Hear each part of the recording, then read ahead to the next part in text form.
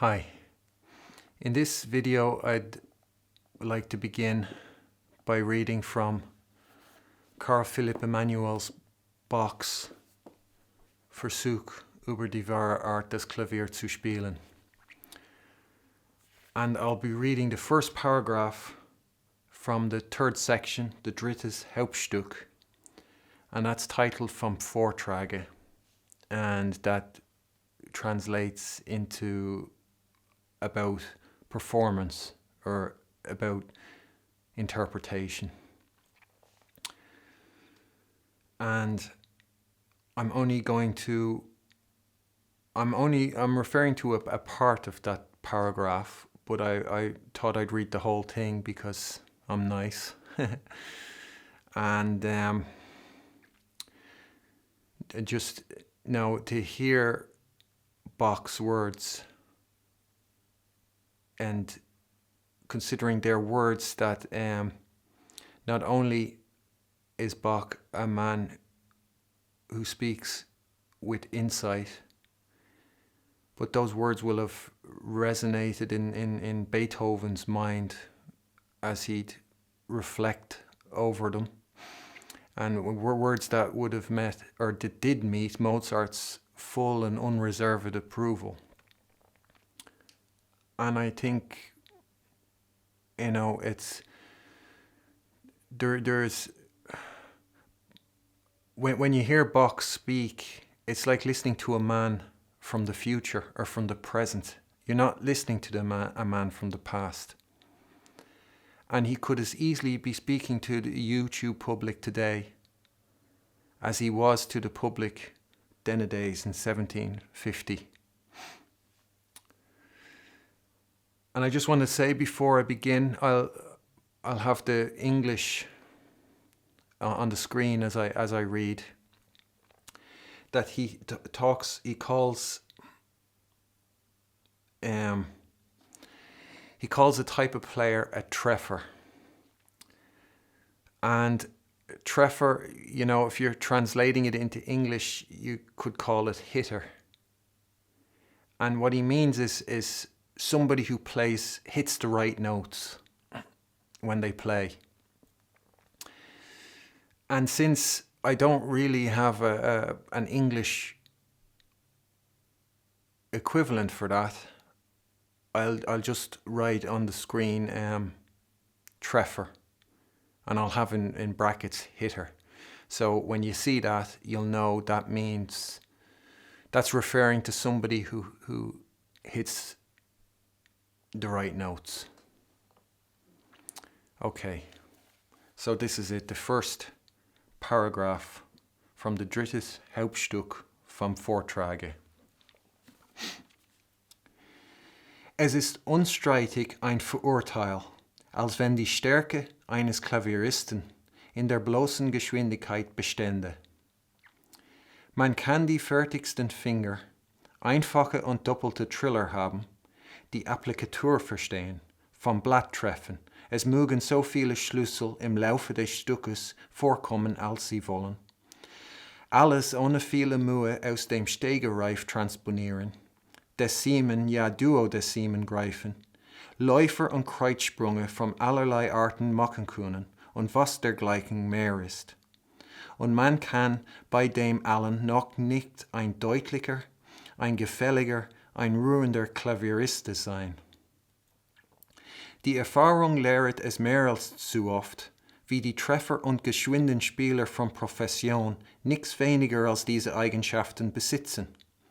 Wie sie zwar durch die Finger das Gesicht in Verwunderung setzen, der empfindlichen Seele eines Zuhörers aber gar nichts zu tun geben. Sie überraschen das Ohr, ohne es zu vergnügen, und betäuben den Verstand, ohne ihm genug zu tun. Ich spreche hiermit dem Spielen aus dem Stegreif nicht sein gebührendes Lob ab. Es ist rühmlich, eine Fertigkeit darinnen zu haben, und ich rate es selbst einen jeden aufs Beste an. Es darf aber ein bloßer Treffer wohl nicht auf die wahrhaften Verdienste desjenigen Ansprüche machen, der mehr das Ohr als das Gesicht und mehr das Herz als das Ohr in eine sanfte Empfindung zu versetzen und dahin, wo will, zu reisen vermögend ist. Es ist wohl selten möglich, ein Stück bei dem ersten Anblicke sogleich nach seinem wahren Inhalt und Effekt wegzuspielen. In den geübtesten Orchestern wird ja oft über einige den Noten nach sehr leichte Sachen mehr als eine Probe angestellt. Die meisten Treffen werden vielmals nichts mehr tun, als dass sie die Noten treffen. Und wie vieles wird vielleicht nicht der Zusammenhang und die Verbindung der Melodie leiden, wenn auch im geringsten nicht in die Harmonie gestolpert wurde.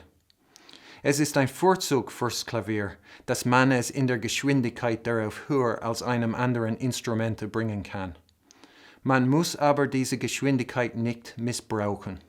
Man verspare sie bis auf die Gänge, wo man ihre nötig hat, ohne gleich das Tempo von Anfänge zu überschreiten. Dass ich der Geschwindigkeit nicht ihr Verdienst und folglich weder ihren Nutzen noch Notwendigkeit nehme, wird man daraus abnehmen, dass ich verlange, dass die Probestücke aus dem G- und F-Moll und die aus den kleinsten Noten bestehenden Läufer in dem aus dem C-Moll aufs hörtigste wie voll deutlich gespielt werden müssen. In einigen auswärtigen Gegenden herrscht größtenteils besonders dieser Fehler sehr stark, dass man die Adagios zu hurtig und die Allegros zu langsam spielt. Was für ein Widerspruch in einer solchen Art von Ausführung stecke, braucht man nicht methodisch darzutun. Doch halte man nicht davor, als ob ich hiermit diejenigen trägen und steifen Hände rechtfertigen will, die einen aus Gefälligkeit einschläfern, die unter dem Vorwand des Sangbaren das Instrument nicht zu beleben wissen und durch den verdrießlichen Vortrag ihrer gähnenden Einfälle noch weit mehrere Vorwürfe als die Geschwindenspieler verdienen. Diese letzteren sind zum wenigsten noch der Verbesserung fähig. Ihr Feuer kann gedämpft werden, wenn man sie ausdrücklich zur Langsamkeit anhält. Da das hypochondrische Wesen, das aus den matten Fingern bis zum Ekel hervorblicket, wohl wenig oder gar nicht durch das Gegenteil zu heben ist. Beide übrigens üben ihr Instrument bloß maschinenmäßig aus, da zu dem rührenden Spielen gute Köpfe erfordert werden, die sich gewissen vernünftige Regeln zu unterwerfen und danach ihre Stücke vorzutragen fähig sind.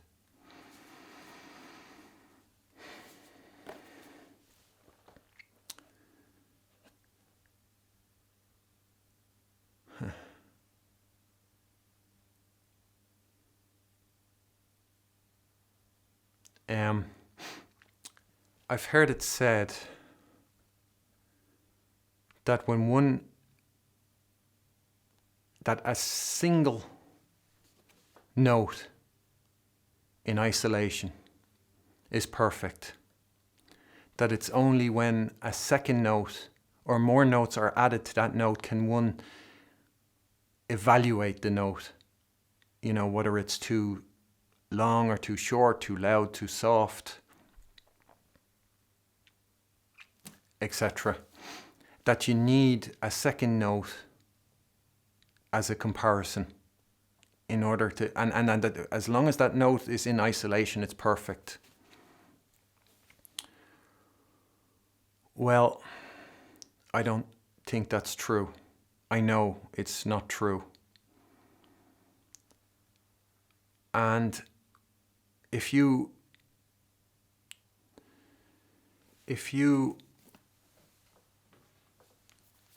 try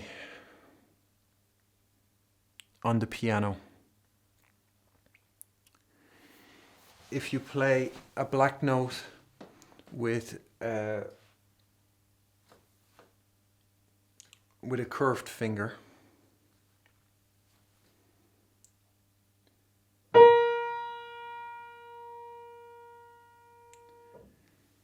if you listen to the sound that makes, and then compare it playing that same note with a flat finger,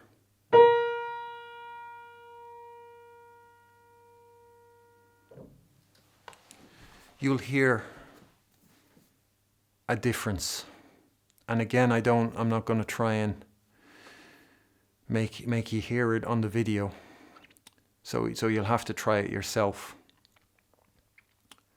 But what you'll hear is that when you play the black key with a curved finger, the note is shorter. It sounds shorter than when you play that same black key with a flat finger. Then it has a longer sound.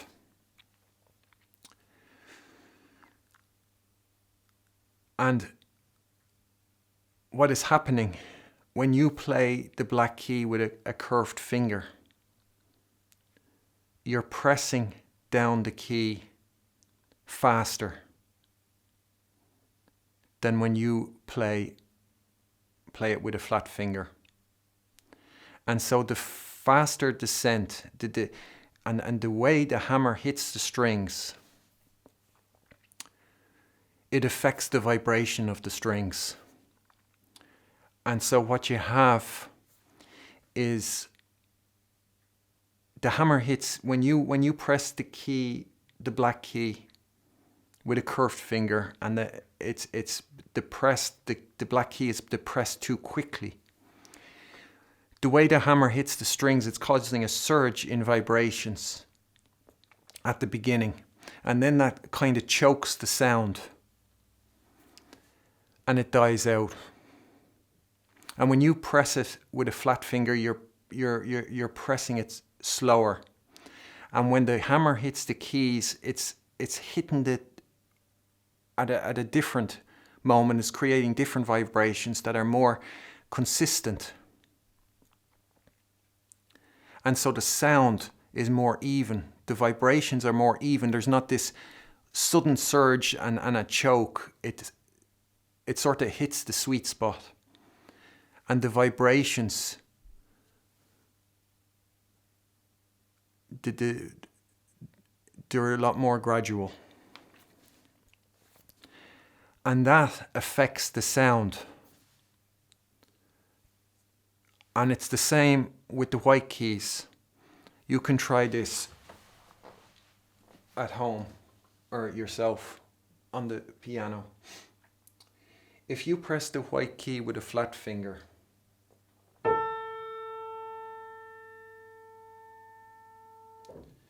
and then press the same key with a curved finger, with the same finger only curved,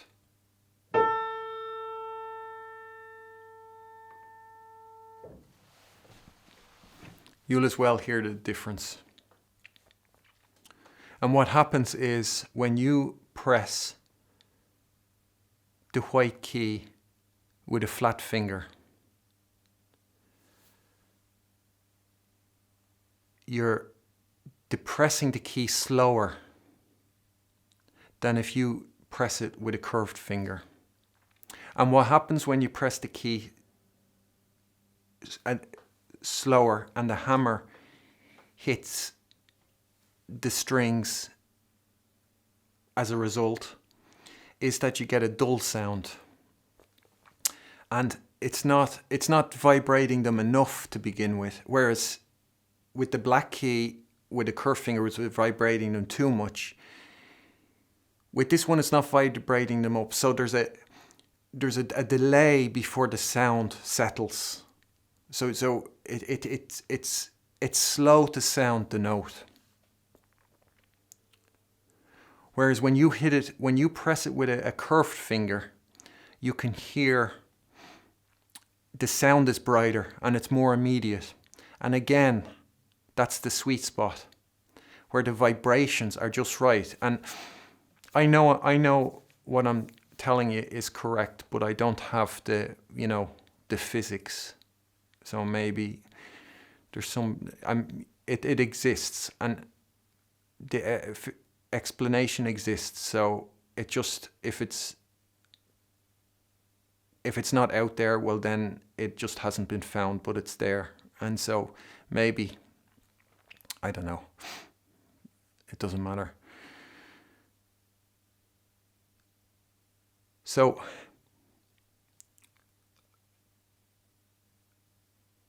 that means when you're playing the keys, the black keys with a flat finger and the white keys with a curved finger, it means the sound you create, the vibrations of the strings, are different than another person who wouldn't be so aware of how it is. So when you play a piano, you're going to have a different sound. And Evgeny Kissin talked in an interview, there's a documentary about great pianists where they showed lots of clips of a lot of people, and Evgeny Kissin was interviewed, and he was talking about Emil Gilels, and he talked about the golden sound. And a lot, you'll hear talk about banging and harshness and stuff. And a lot of people will think that's down to the volume, the amount of force you use. And in a way it is, but the golden sound is hitting that sweet spot, the way the hammer hits the strings and creates a certain vibration that rings true. And that's why certain pianists will sound different to others, is because they're creating that sweet spot of vibration. And that's what you're hearing when you hear that round golden sound. So that idea that a note on its own, as long as there's no other, its own, is perfect until another note, that it can only be judged once another note is played with it, is not true. You can play a note on its own, and that note can be too fast or too slow. And and you can see again the logic that the vibrations, depending on how you initialize those vibrations of the strings, if it's too forceful, they choke. If it's too slow, too weak, there's a gap. It's a slow note. And so that's the insight. And what are the implications? Well, this spills over into what I said about evenness in the last video.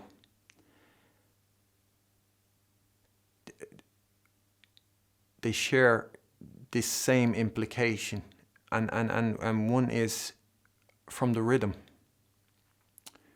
And if you play the fast notes or the black notes too fast, what happens is you'll rush. That for every black note, and it doesn't matter if you're playing, if it's an individual black note or if they're octaves, the black notes on octaves, for every black note you're going to rush that little bit more.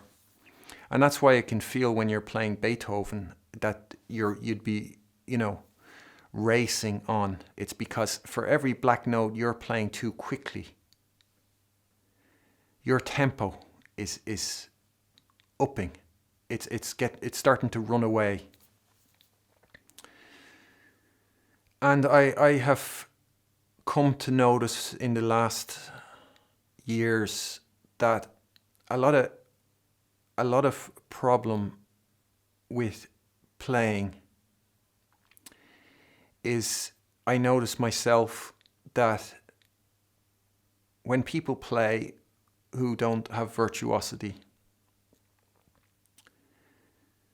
and we're talking about those two types of players that Bach was talking about, in this paragraph, the fast players and the slow players. And what happens is, what I've noticed is that when they're playing, the long notes are too short and the short notes are too long. And I think that this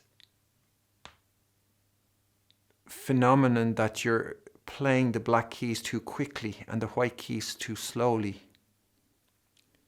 leads on to this problem. And you can see in the paragraph that what I noticed about the long notes being too short and the short notes being too long, you can see how that will translate to how Bach observed it. That the adagios that contain more long notes than short notes are too quick, and that the allegros, which contain more shorter notes than long notes, are too slow. And it's because the long notes are too short and the short notes are too long. So not only does that affect rushing, there's even greater implications how it affects rhythm overall. And when you're playing notes too slow, or notes that are too fast,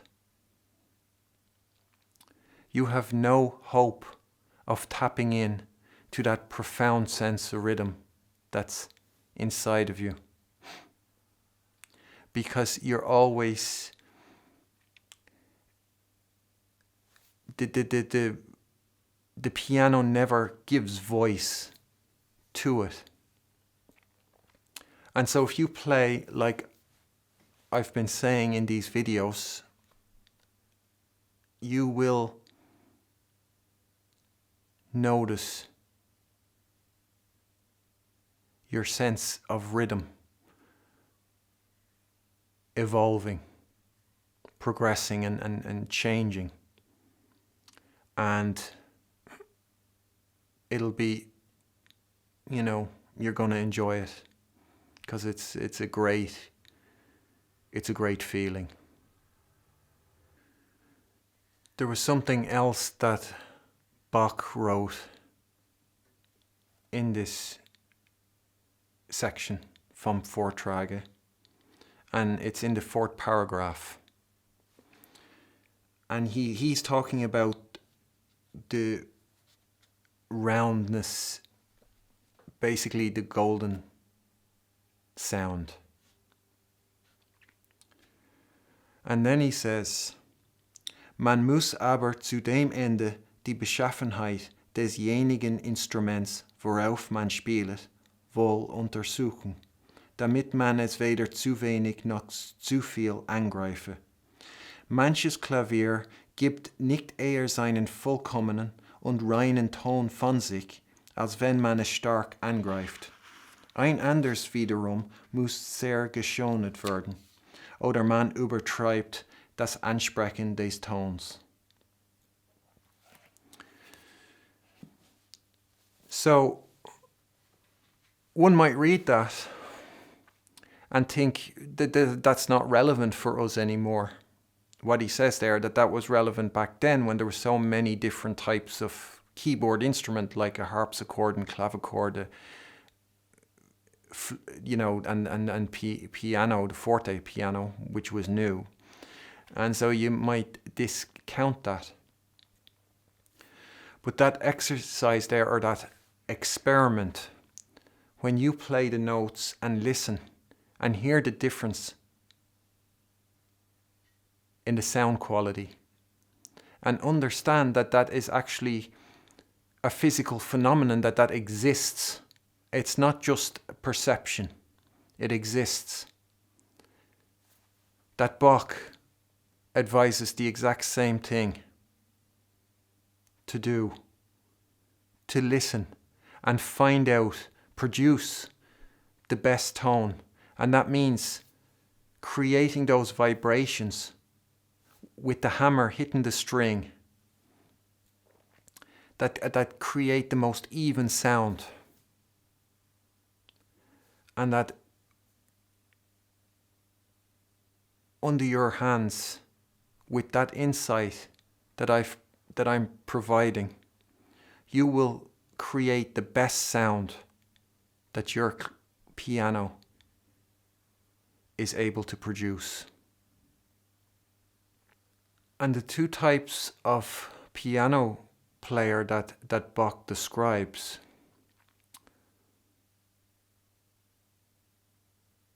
he does not have much hold those slow players in high esteem. And, a slow player is not necessarily bad, but there are slower players who would be low quality individuals. But they're basically both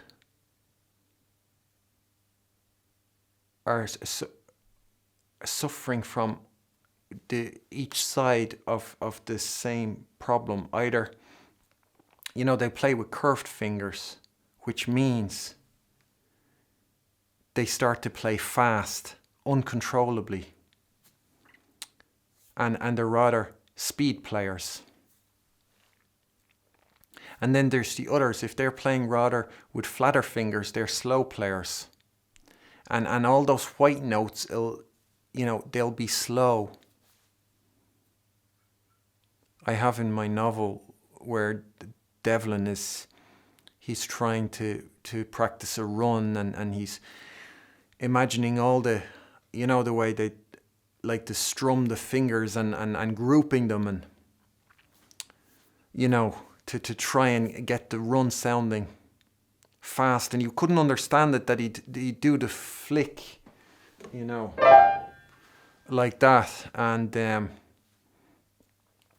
think it's that, and everybody, you can play fast doing that. And he'd try all that, and then he couldn't understand why it sounded slow. And the reason it sounded slow was that each individual note was slow in itself, on its own, in isolation. He played the notes slow. And so those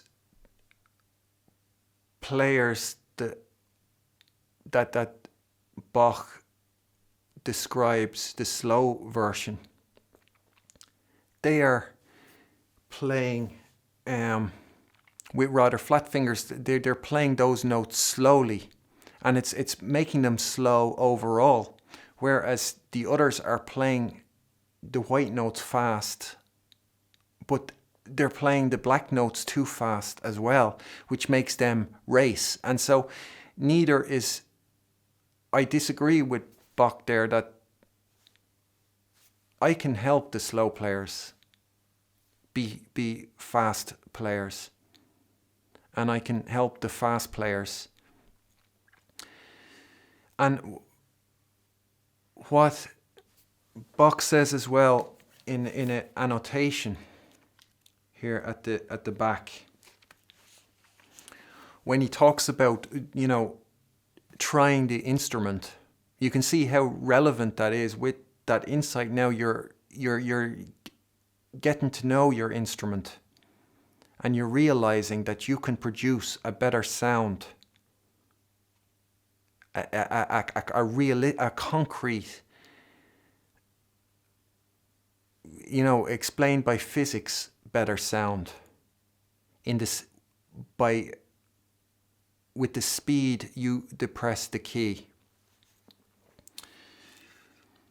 And Bach says, das Runde im Vortrag lässt sich am besten aus geschwinden Stücken erlernen, welche mit schweren und leichten Passagen von einerlei Geschwindigkeit abwechseln.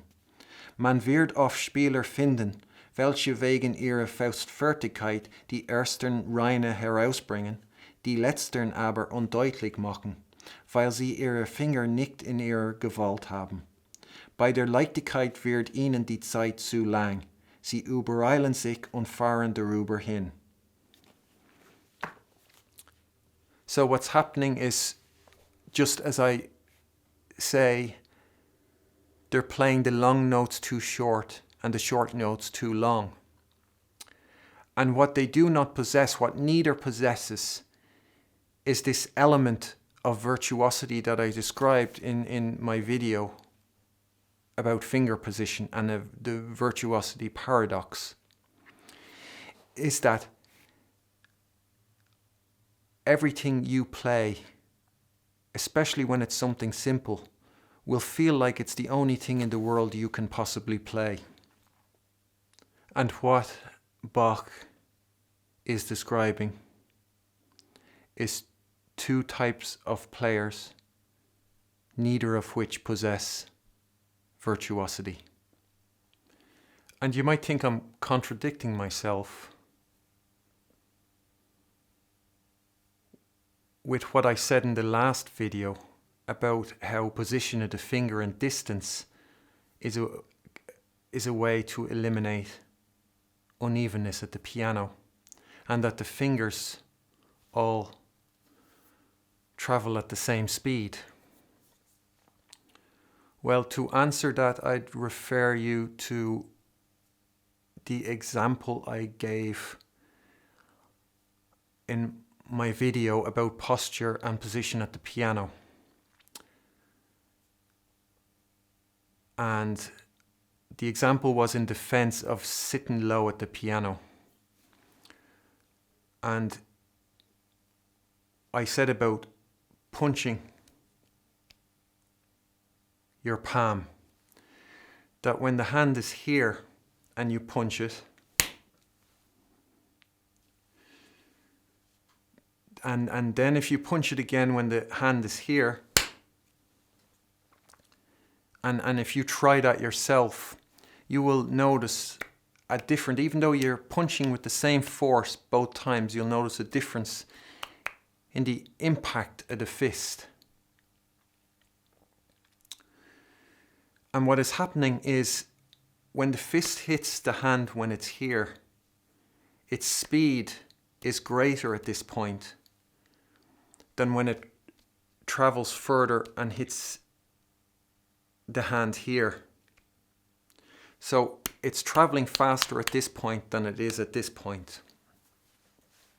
And so when you think of speed in relation to distance, as is illustrated in that example, you will see that I am not contradicting myself at all when I'm talking about the speed at which the keys are being pressed, either too slow or too fast.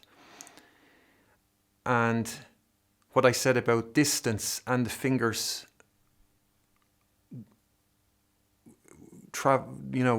working at the same speed.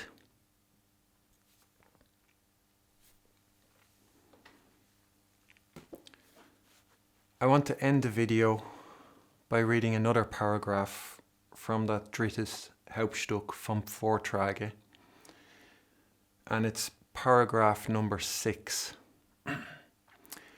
And I want to read it just as something to think about in relation to what I've been sharing in the video. And perhaps, that first paragraph that I read, there's a lot in it, and maybe in the comments, if anything struck you, what Bach says, you could share it. And perhaps I'd be very interested if you were to share your experiences experimenting at the piano with the different sounds of the black and curved finger on the black key, or the flat and curved finger on the black key, and the same on the white key. What differences did you notice in the sounds? So I'd be very interested to hear those comments. And if you'd like to hear more of what Bach has to say, there'll be more on this channel. I'll be reading more, translating more of the book, taking a close look at it.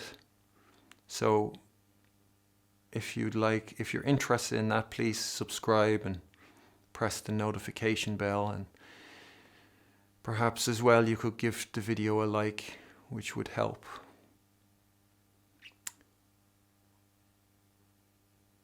Thanks.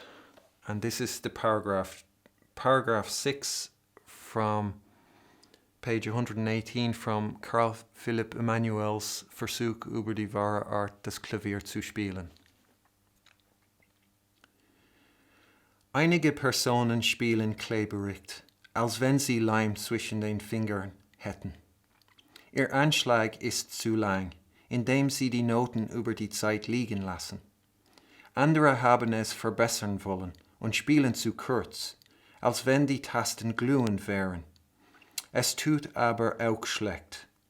Die Mittelstraße ist die beste. Ich rede hiervon überhaupt. Alle Arten des Anschlages sind zur rechten Zeit gut.